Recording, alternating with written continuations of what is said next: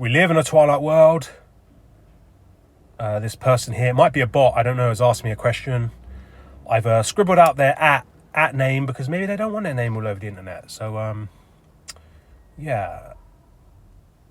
Anyway, the question is, can you explain to me why they would stage a war rather than have a real war? Question mark. Thank you in advance. And weirdly enough, it's got 33 views at the time I took the screenshot this morning. And it's 3 days ago. But anyway. So first thing, let me do a disclaimer, yeah? I know that I know nothing. Yeah, everything I talk about is pure speculation. You know, we're just putting out theories and ideas ultimately. I mean, even though I've done a good job of like collecting evidence to back up what I'm saying, it's still ultimately theory and speculation. I mean, who the fuck really knows what's going on, okay? Anyway, back to the question, yeah? Now, I could probably spend about 4 hours answering this question. I'm going to try not to do that. I'm going to try and be as quick as possible here. So first things first, the word stage. Why would they stage a war rather than a real war? I prefer to use the term illusion. I think illusion works better. Having said that, I know from my experience, a lot of people struggle with the word illusion. They don't quite know what it means, or, you know, ultimately a lot of these, that's the problem with these English words, is they have a lot of different perceptions. Like, a classic one is the word fake, yeah? I mean, technically I could call everything fake, and it would meet the dictionary definition, right? Fake, meaning not genuine. I could say there's a fake war here, and a fake pandemic here, and a fake riot there, and the problem is, like, the word fake now, I know people, when people hear the word fake, especially like the truthers, they automatically think of like a flat earther video of a NASA guy doing backflips on a harness in front of a green screen. So when I say something's fake, I say a riot, some civil unrest over there is fake, a pandemic over there is fake. In their head, they're automatically assuming it means green screen. And that's not the case. I much prefer, and by the way, you know, a lot of things out there could be green screen, and to me that's low-hanging fruit, yeah, to sit on a computer all day saying this is green screen, that's green screen, that's low-hanging fruit, man. Anyone can do that. I like going to places and seeing the 4D fully immersive theatre, and I'm mostly focusing on the physical stuff that is convincing people that what they're perceiving as a real and genuine is not. Of course, I call that stuff illusion warfare. So, do me and you have the same kind of, datum point when it comes to the word stage? Is your version of what you call staging a war the same as my version of staging a war? I don't know. That's the first thing. But so I would change that question. I would add the word illusion in to be specific to me. Can you explain to me why they would create the illusion of a war rather than a real war? And that would go the same to, why would they create the illusion of a fake virus, the illusion of a virus, instead of a real virus? You know, we're talking about the scamdemic here. Why would they engineer riots and civil unrest in France last year? And so on. Ultimately, it's about controlling the situation, about controlling the reality. It's easier to control an illusion than it is a real thing. If you would have released a actual virus out into the public, it might have gotten away from them. It might have killed too many people. It might have started killing their own people. It might have got out of hand. You know what I'm saying? You create the illusion of it, easy.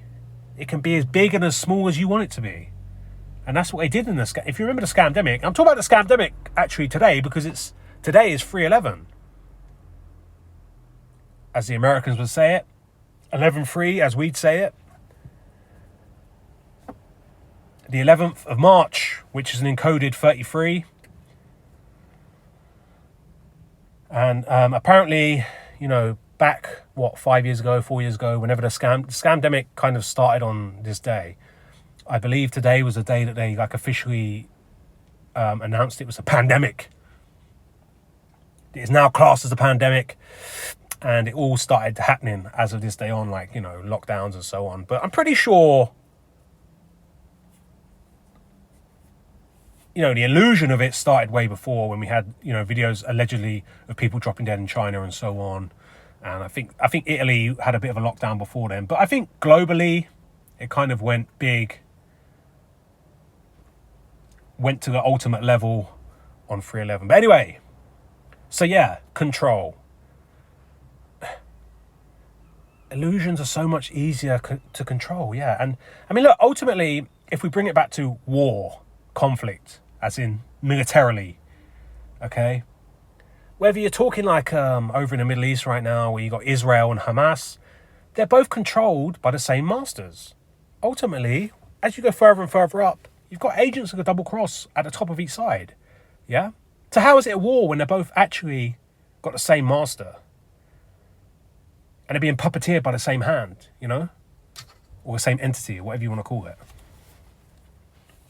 A war is when one faction is trying to kill another faction for real and wants to dominate them and win. Yeah? And in a real war, a lot of people would die. And I don't think humanity would make it through, because the infrastructure that keeps people alive, there'd be no one around to run it.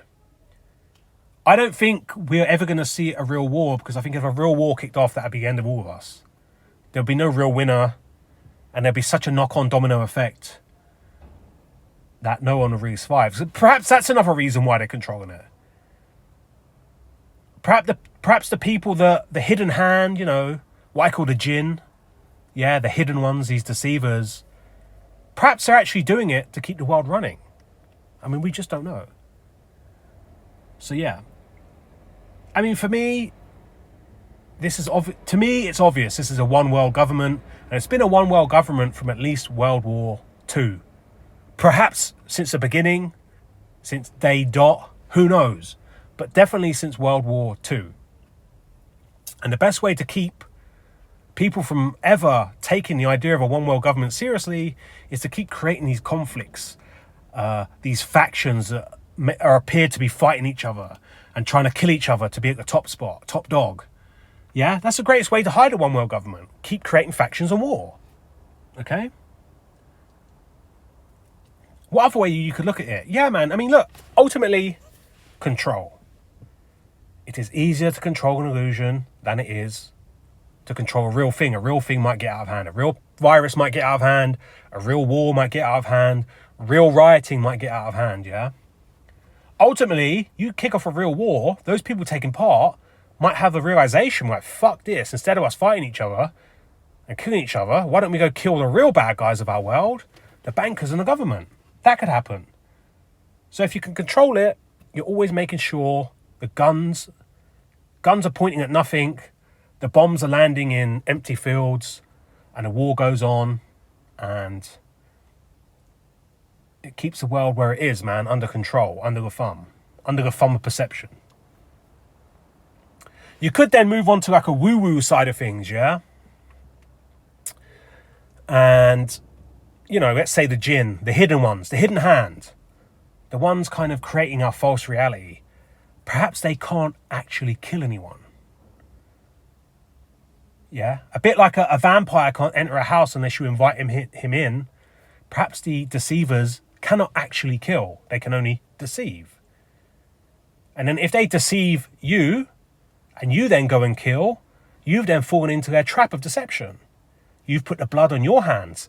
There's no blood on their hands for creating the illusion of this or deceiving.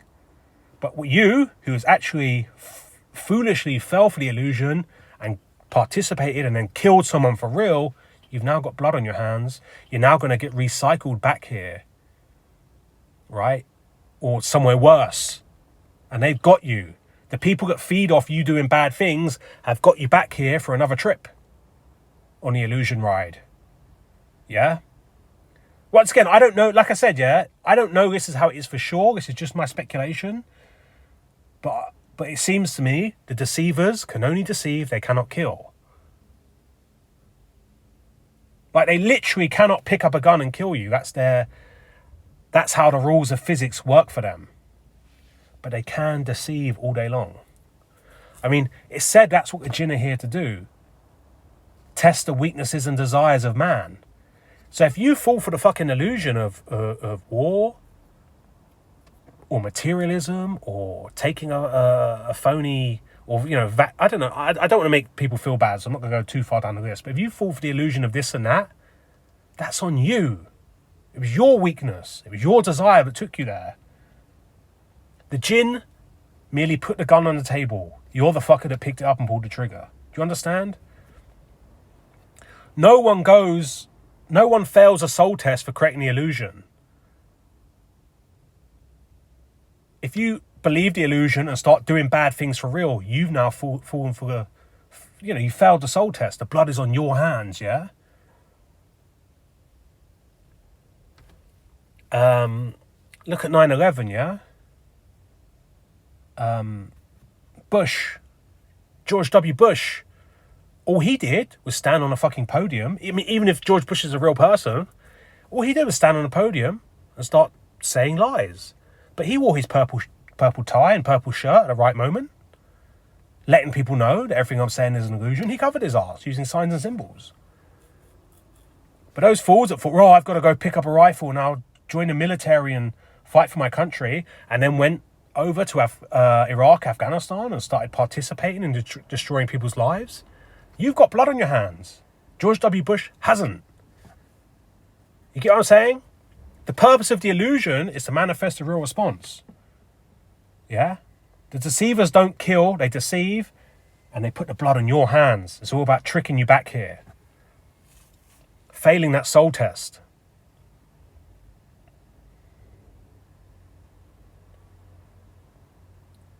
And then they get more bums on their seat in their 4D fully immersive theatre the next time you're born back here and recycled here.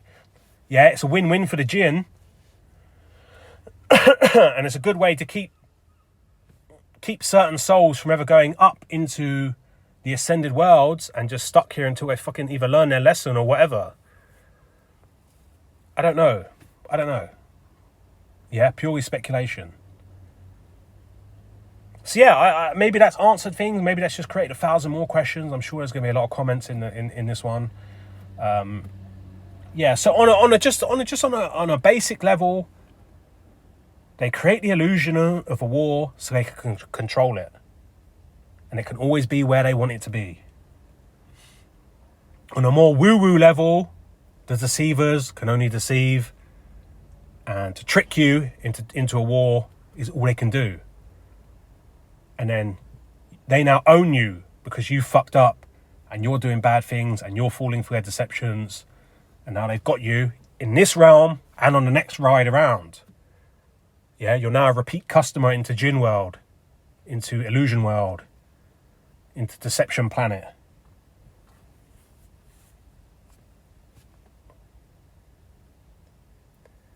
If it is a real war, you'd fucking know about it. There'd be no fucking around.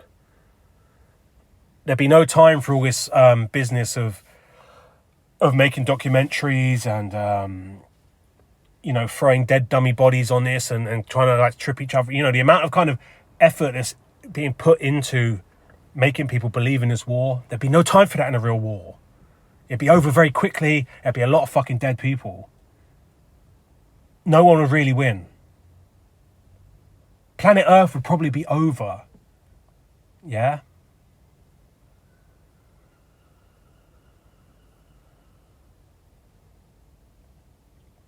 Regarding the one in Europe, you know, if it was a real war, Russia would just be going for London. If it's a real war, they'd be going for the puppet masters. Same with London. If the Western world was really threatened by Moscow, Moscow would just be a pile of dust by now. They'd really take it out. They wouldn't fuck around in this slow dripped pantomime that's going on in the Donbass region.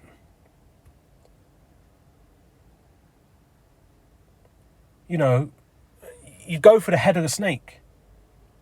But it's never going to be a real war. This is not what this reality is about. It's one world government. There's no real enemy. Everyone in Moscow, everyone in Washington, everyone in Brussels, everyone in Kiev, They're all agents of the double cross. They're masters in London. They do what they say. And they've got an invested interest in keeping that one world government up and running. And that's why they're so compliant in this fake and phony war. Because believe it or not, the illusion of a war is the greatest thing to hide and keep the one world government running.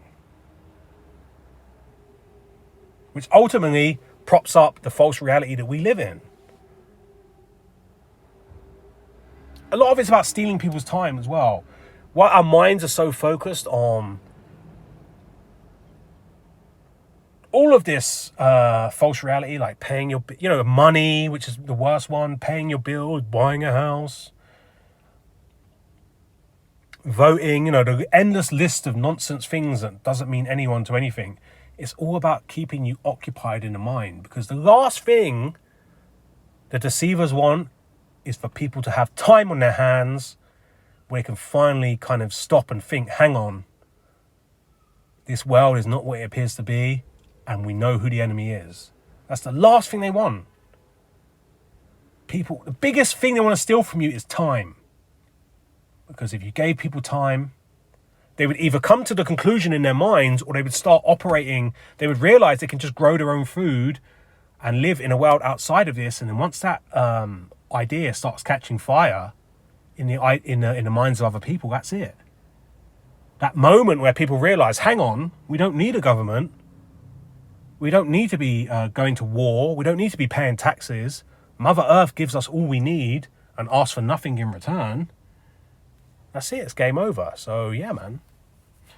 Did this really answer anything? Probably not. It's me just talking a lot of gibberish and just digressing, and it's a bit of a tricky one. But to me, this question here is very obvious in my mind.